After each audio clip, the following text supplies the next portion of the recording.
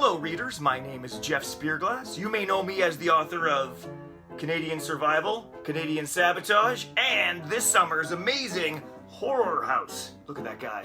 I'm also the owner of this cat! Spooky! No, at the camera. Okay, Spooky, what are we gonna do? Are we gonna show readers what it's like to make what it's like to do a multiple...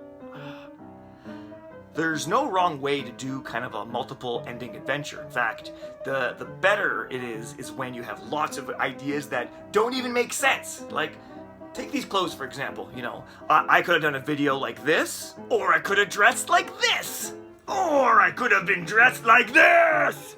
For the books in the Countdown to Danger series, I always start with a setting, and I work from there. You're not spooky. Whose cat is this?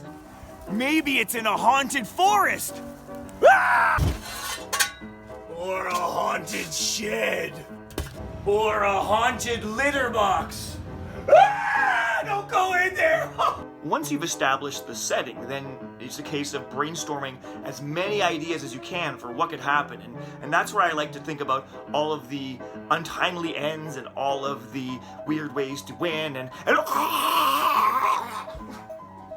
once you've got your ideas, then you have to kind of plan it all out. And what I like to do is I create a bit of a map. And you can see this is actually a map for Horror House. And wherever you see a little skull, that was an ending where you died, and a little check mark was an ending where you survived. And the book starts as just a giant map. And once you've kind of figured out the map, then the rest of the writing actually isn't too bad. Then you have to go and write the book. You know, that's what you can do too. Just sit down and write it. Well, I didn't say it was easy. I just said it's what you gotta do. Go and write something. I mean, you can sit here and look at my cat, not spooky, or go write.